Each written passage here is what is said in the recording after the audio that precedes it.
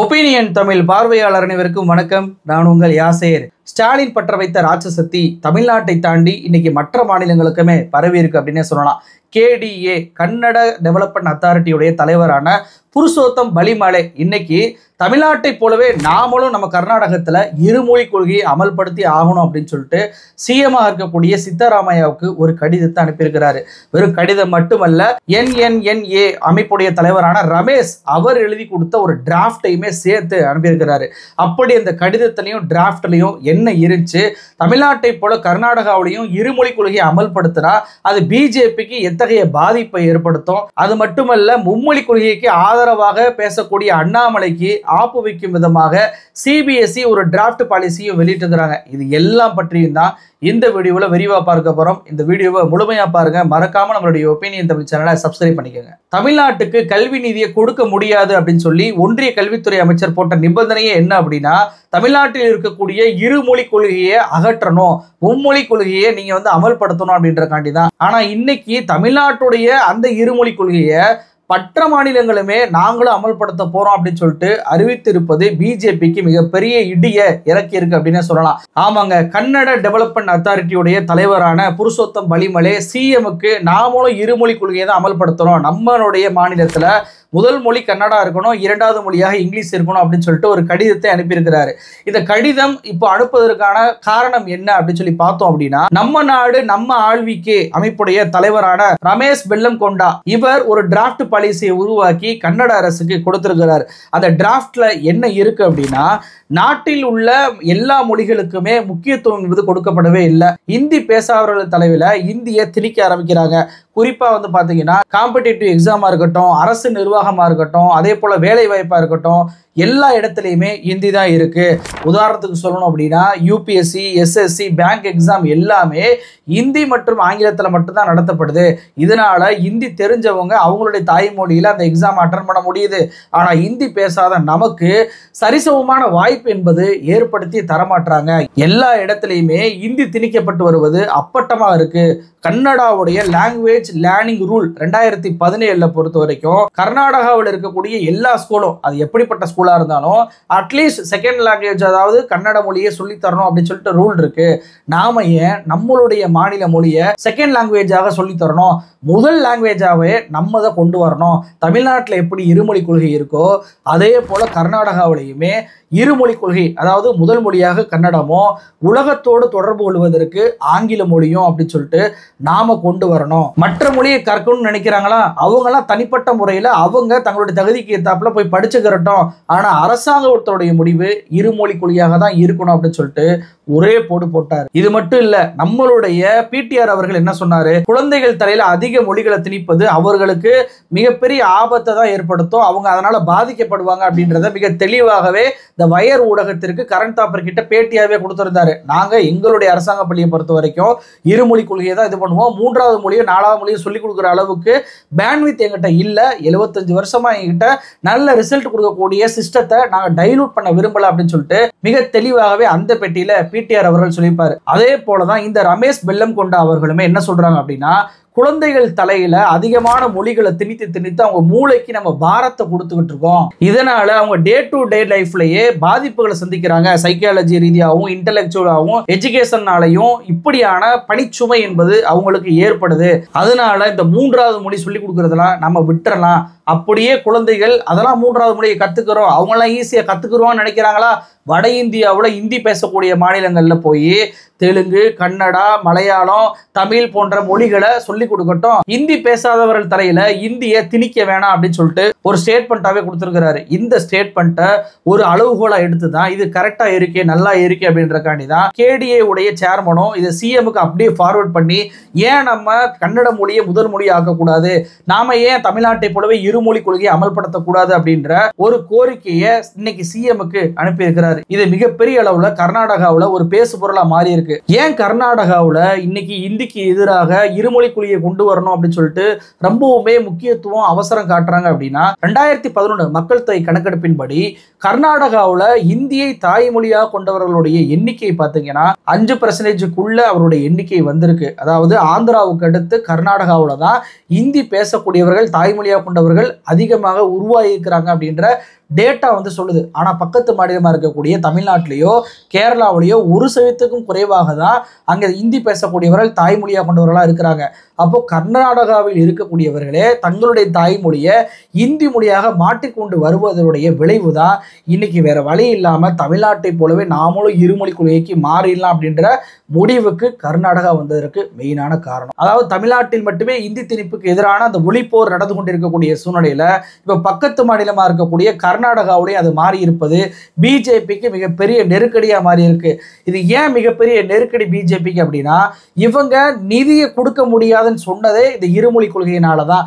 இப்ப மற்ற மாநிலங்களுமே இருமொழி கொள்கையை அமல்படுத்தும் போது எல்லா மாநிலத்துக்குமே நிதியை அவங்களால நிறுத்த முடியாது. இதனால வேற வழி இல்லாம தமிழ்நாடு உட்பட எல்லா மாநிலத்துக்குமே நிறுத்தப்பட்ட அந்த நிதியை அவங்க விடுவிச்சே ஆக வேண்டிய கட்டாயத்துக்கு தள்ளப்படுவாங்க.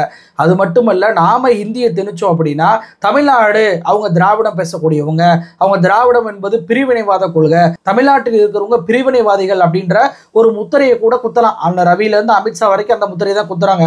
ஆனா கர்நாடகாவை பொறுத்த வரைக்கும் அங்க தேசிய கட்சிகள் தான் மாறி மாறி ஆட்சிக்கு வந்துகிட்டு இருக்கிறதுனால கர்நாடகாவுடைய இருமொழி கொள்கை அப்படின்றது உருவாவது என்பது அது தேசிய செய்தியாக மாறி வடக்கிலேயே அந்த பிரச்சாரம் மிகப்பெரிய அளவில் எடுபட்டு பிஜேபிக்கு அது மிகப்பெரிய நெருக்கடியாக மாறும். ஏன்னா பிஜேபி அங்கே எதிர்கட்சியாக இருக்கக்கூடிய மாநிலம், அங்கே வந்துட்டு இங்கே அண்ணாமலை பேசுறாருல மும்மொழிக்கு ஆதரவாக என்னென்னமோ பொய்களெல்லாம் பேசி ஆதரவு திரட்டுறாருல, அந்த மாதிரி கர்நாடகாவில் பிஜேபி ஆதரவு திரட்டுனாங்க அப்படின்னா அங்கே இருக்கக்கூடிய கன்னட அமைப்புகள் மிகப்பெரிய எதிர்ப்பை கொடுக்க ஆரம்பிச்சிருவாங்க. அதனாலேயே பிஜேபி ஆஃப் ஆயிரும். இது வெறும் அங்கே இருக்கக்கூடிய பிஜேபிக்கு மட்டுமல்ல, இங்கே இருந்து அடிக்கடி நான் ப்ரௌடு கன்னடிக்கான்னு சொல்லிட்டு சொல்லக்கூடிய அண்ணாமலை அங்கே போறாருல பிரச்சாரம் பண்ணுவதற்கு, அங்கேயும் போய் அண்ணாமலையால மும்மொழி கொள்கைக்கு ஆதரவாக பேச முடியாது. அப்ப இங்கே ஒரு நிலைப்பாடு அங்க ஒரு நிலைப்பாடு எடுக்கிறாரா அண்ணாமலை அப்படின்ற பிம்பமே அண்ணாமலை மீது ஏற்படுவதற்கான வாய்ப்புகள் இருக்கு. இது மட்டும் இல்லைங்க, கர்நாடகாவை பொறுத்த வரைக்கும் அது மகாராஷ்டிரா பார்டர் இருக்கக்கூடிய எல்லையா இருக்கு. ஏற்கனவே மகாராஷ்டிரால மராத்தி மொழியை தான் வந்து கட்டாயமாக பேசணும், மராத்தி மொழியை தான் கட்டாயமாக எழுதணும் அப்படின்னு சொல்லிட்டு அங்க இருக்கக்கூடிய முதலமைச்சரான பட்னாவிஸ் சொல்லிட்டு இருக்கிறாருல. இந்த சூழ்நிலையில கர்நாடகாவில் இருமொழி கொள்கை அமலாச்சு அப்படின்னா பார்டர் ஸ்டேட்டாக இருக்கக்கூடிய மகாராஷ்டிராவிலையுமே அது பற்றுவதற்கான வாய்ப்பு இருக்கு. மகாராஷ்டிராவில் மட்டும் இருமொழி கொள்கை வந்துருச்சு, மகாராஷ்டிராவில் மட்டும் இருமொழி கொள்கையோட முழக்கம் வந்துருச்சுன்னு வச்சுக்கோங்களேன், பிஜேபி அவ்வளவுதான், அவங்க சோழி முடிஞ்சிச்சு அப்படின்னே சொல்லலாம். அப்போ ஸ்டாலினை எப்படியாவது அடக்கிடலாம், ஸ்டாலினை வந்து நிதியை கொடுக்காம மிரட்டி அவரை பணிய வச்சிடலாம், எத்தனை நாளைக்கு தான் நிதியை வாங்காம அவங்க தப்ப முடியும் அப்படின்னு சொல்லிட்டு பிஜேபி ஒரு கணக்கு போட்டு வைக்க அவங்க நினைத்தது ஒன்று நடந்தது ஒன்று அப்படின்ற மாதிரி இன்னைக்கு ஸ்டாலினுடைய அந்த ஒரு தீர்க்கமான முடிவை பக்கத்து மாநிலங்களுமே எடுக்க ஆரம்பிச்சிருப்பது என்பது பிஜேபிக்கு மிகப்பெரிய ஒரு சம்மட்டி அடிதான். அப்போ 1968 நம்ம இருமொழி கொள்கையை அமல்படுத்தி இன்று வரைக்கும் அந்த இருமொழி கொள்கையில நம்ம பிடிப்போடு இருக்கிறோம்ல, இதே போல இன்னைக்கு மற்ற மாநிலங்களும் உருவாவது என்பது மிகப்பெரிய வரவேற்புக்குரிய விஷயமாக தான் நான் பார்க்கிறேன். சரி, இப்போ சிபிஎஸ்இ ஒரு டிராஃப்ட் பாலிசியை வெளியிட்டு அண்ணாமலைக்கு ஆப்பு வச்சாங்கன்னு சொன்னால, அது என்ன அப்படின்னு சொல்லி பார்த்துடலாம். அண்ணாமலை தமிழ்நாட்டை பொறுத்த வரைக்கும் மும்மொழி கொள்கையில என்ன விஷயத்தை பிரதானமா சொல்றாரு, அதாவது மூன்றாவது மொழி எந்த மொழி வேண்டுமானாலும் படிக்கலாம், இந்தி மொழி என்பது கிடையவே கிடையாது, இந்தி என்ற வார்த்தையே கிடையாது, இந்தி திணிப்பை பண்ணவே இல்லை, மோடிஜி ஹிந்தியை நீக்கிட்டாரு அப்படின்லாம் சொல்றாருல. இப்போ சமீபத்தில் February 25 சிபிஎஸ்இ ஒரு டிராஃப்ட் பாலிசியை வெளியிட்டாங்க. அதுல என்ன இருக்கு தெரியுமா, அதாவது சிபிஎஸ்இல 10th இனிமே 2 எக்ஸாம் பொது தேர்வு 2 தான் நடத்தணும் அப்படின்னு சொல்லிட்டு அந்த டிராஃப்ட் பாலிசியில சொன்னதோடு மட்டும் இல்லாம என்னென்ன சப்ஜெக்ட் இடம்பெறும் அப்படின்றதையும் அவங்க சொல்லியிருக்கிறாங்க. அதுல 5 சப்ஜெக்ட் இருக்கு. என்னென்னா English, Hindi, science, maths, social science அப்படின்னு சொல்லிட்டு ஹிந்தி மட்டுமே இருக்கக்கூடிய ஒரு ஒற்றை லாங்குவேஜ் மட்டும்தான் இனிமே பாடத்திட்டமாக இருக்கும் அப்படின்றத சிபிஎஸ்இ டிராஃப்ட் பாலிசியாவே வெளியிட்டாங்க. அதாவது இந்திய அரசியலமைப்பு சட்ட அட்டவணையில் இருக்கக்கூடிய எந்த மொழிகளுமே சிபிஎஸ்இல இனிமேல் சொல்லித்தரப்பட மாட்டாது அப்படின்ற ஒரு டிராஃப்ட் பாலிசி தான் அது. அதாவது கன்னடமோ தெலுங்கோ மலையாளமோ தமிழ் மொழியோ எந்த மொழியுமே இருக்காது, ஹிந்தி மட்டும்தான் சிபிஎஸ்இல சொல்லித்தரப்படும் என்றதான் அந்த டிராஃப்ட் பாலிசி. இதற்கு March 9 வரைக்கும் டெட்லைன் கொடுத்து பொதுமக்களுடைய கருத்துக்களை இப்ப கேட்டுட்டு வர்றாங்க. இதற்கு கடும் எதிர்ப்பு பயங்கரமா கிளம்பி இருக்குங்க. முக்கியமா கர்நாடகாவில் மிகப்பெரிய அளவுல எதிர்ப்பு கிளம்பி அரசியல் சலசலப்பு உருவானதுனால இன்னைக்கு சிபிஎஸ்இ உடனடியாக இன்னொரு டிராஃப்ட் பாலிசியை வெளியிடுறாங்க. என்ன அப்படின்னா, வெறும் ஹிந்தி மட்டும் சப்ஜெக்டா இருந்துச்சுல, இப்போ 14 மொழிகளையுமே ரீஜனல் லாங்குவேஜையும் சேர்த்து இப்போ பாலிசியை வெளியிட்டிருக்கிறாங்க. அப்போ எதிர்ப்பு கிளம்பல அப்படின்னா சிபிஎஸ்இ வெறும் ஹிந்தியை மட்டும்தான் பாடமா வச்சிருக்கோம். எதிர்ப்பு கிளம்பினதுனால தான் இன்னைக்கு 14 மொழிகளை சேர்த்திருக்காங்களே தவிர அவங்களாக விருப்பப்பட்டோ அவங்களாகவே இந்த எல்லா மொழிகளுக்கும் அங்கீகாரம் கொடுக்கணும் அப்படின்றோ எந்த ஒரு திட்டமும் அவர்களிடம் இல்லை அப்படின்றதற்கு இதுவே ஒரு உதாரணமா இருக்கா? அப்போ கர்நாடகாவை சேர்ந்த கல்வியாளர்கள் என்ன சொல்றாங்க அப்படின்னா, நம்ம கர்நாடகாவில் 2017 அடிப்படையில் கன்னட மொழியை 2வது லாங்குவேஜாவது சொல்லித்தரணும்னு இருக்கும்போது கன்னட மொழியே இல்லாம சிபிஎஸ்சியில் சொல்லித்தர போறாங்களா? என்னங்க இது அநியாயமா இருக்கு, இதை விட இந்தி திணிப்பு என்னங்க செய்ய முடியும் அப்படின்னு சொல்லிட்டு மிகப்பெரிய அளவுல கர்நாடகாவிலையும் இங்கே எதிர்ப்பு கிளம்பி இருக்கு.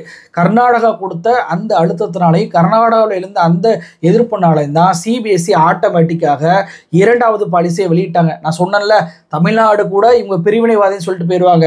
ஆனா கர்நாடகாவில் இருமொழி கொள்கை இந்தியை எதிர்த்தாங்க அப்படின்னா அது வட இந்தியாவிலையும் பிரதிபலிக்கும், ஒட்டுமொத்த இந்தியாவுக்குமே அது மிகப்பெரிய விவாதத்தை கிளப்புன்னு சொன்னல. இதே போல சிபிஎஸ்சியிலே கர்நாடகா கிளம்புல விவாதத்தினால தான் அந்த டிராஃப்டையே அவங்க மாற்றிருக்கிறாங்க. அப்போ அங்கே அண்ணாமலைக்கு வருவோம். அண்ணாமலை நீங்கள் என்ன சொன்னீங்க, 3வது மொழி எது வேண்டாலும் படிக்கலாம்னு சொன்னீங்களே. இன்னைக்கு சிபிஎஸ்இ உங்கள் ஒன்றிய அரசின் கீழே இயங்கக்கூடிய சிபிஎஸ்இ டிராஃப்ட் என்னவா இருக்கு? முதல் மொழியே ஹிந்தியா இருக்கு. அப்போ அண்ணாமலை நீங்க மாட்டிக்கிட்டீங்க. இது மட்டும் இல்லைங்க, இவங்க என்ன சொல்றாங்க, தேசிய கல்விக் கொள்கையை நீங்க வாசித்து பாருங்க, அதுல தாய்மொழியில கல்வி இருக்கணும் அப்படின்னு சொல்லிட்டு தான் நாங்க சொல்லிக்கிட்டு இருக்கோம்னு சொல்றாங்கல்ல. NEP 2020 நீங்க நல்லா படிச்சு பார்த்தீங்க அப்படின்னா அதுல எல்லா இடத்துலையுமே ஹோம் லாங்குவேஜ் அப்படின்றோம், லோக்கல் லாங்குவேஜ் அப்படின்ற வார்த்தை தான் இருக்கும். பேரா 4.1 கடைசியில தான் மதர் டங் அப்படின்ற வார்த்தையே இருக்கு. மதர் டங் அப்படின்னா நமக்கு தெரியும் அது தாய்மொழின்னு. ஹோம் லாங்குவேஜ் லோக்கல் லாங்குவேஜுக்கு அர்த்தம் என்ன? பிஜேபி அதை நாளைக்கு ஹோம் லாங்குவேஜ் ஹிந்தி தாங்க, லோக்கல் லாங்குவேஜ் ஹிந்தி தாங்க, இந்தியாவுடைய அதிகம் பேசக்கூடிய மொழி 43% பேர் பேசக்கூடிய மொழி ஹிந்தி தான் அப்படின்னு சொல்வதற்கான வாய்ப்புகள் இருக்கு அப்படின்றதை உதாரணப்படுத்தக்கூடிய சுட்டி காட்டக்கூடிய அந்த வார்த்தைகள் தான் அந்த ஹோம் லாங்குவேஜும் அந்த லோக்கல் லாங்குவேஜும். அப்போ நான் என்ன கேட்கிறேன், இந்த பிஜேபி கிட்ட 2020 நீங்க NEP கொண்டு வந்துட்டீங்க, தாய்மொழி கல்வியில தான் 5வது வரைக்கும் படிக்கணும் அப்படின்னு சொல்றீங்கல்ல. அப்போ இந்த NEP கொண்டு வந்து 5 வருஷம் ஆகியுமே ஏன் தாய்மொழியில கல்வி கற்கக்கூடிய அந்த நிலைப்பாட்டை எந்த மாநிலமும் எடுக்காம இருக்கிறாங்க? 5 வருஷம் ஆகியும் ஏன் ஒன்றிய அரசு அதை இம்ப்ளிமெண்ட் பண்ணவே இல்லை? அப்ப தாய்மொழியில படிக்கணும், தாய்மொழியில நாங்க படிக்க வைப்போம் அப்படின்னு சொல்றதெல்லாம் அமித்ஷா சொல்வதை போல ஒரு ஜும்லா தான். இவருடைய ஒற்றை நோக்கம் என்பது ஹிந்தியை மட்டுமே திணிச்சு ஹிந்தி பேசக்கூடிய மாநிலங்களாக எல்லாத்தையும் மாற்றணும், ஒரே நாடு ஒரே மொழி அப்படின்ற ஒரு கொள்கையை ஏற்படுத்தி விட வேண்டும் என்பதற்காக தான் நம்ம கிட்ட ஆசை வார்த்தை காட்டுவாங்க. 3வது மொழி படிங்க, 4வது மொழி படிங்க, படிச்சீங்கன்னா நீங்க முன்னேறிடுவீங்க அப்படின்னு சொல்லக்கூடிய எல்லா பம்மாத்து வேலையுமே இவங்க ஹிந்தியை திணிப்பதற்காக மட்டும்தான் அப்படின்றத நாம மிக தெளிவாக புரிஞ்சு கொள்ளணும். அப்போ ஸ்டாலினை ஏண்டா தொட்டதுனால இன்னைக்கு ஒரு மாநிலம் இல்லாம எல்லா மாநிலத்துக்கும் இந்த விஷயம் பரவிக்கிட்டு இருக்கே, நம்மளுடைய அரசியல் அவ்வளவுதானா அப்படின்ற விழிபுதுக நிலைக்கு போயிருக்கிறாங்க மோடி அமித்ஷாவும். நன்றி.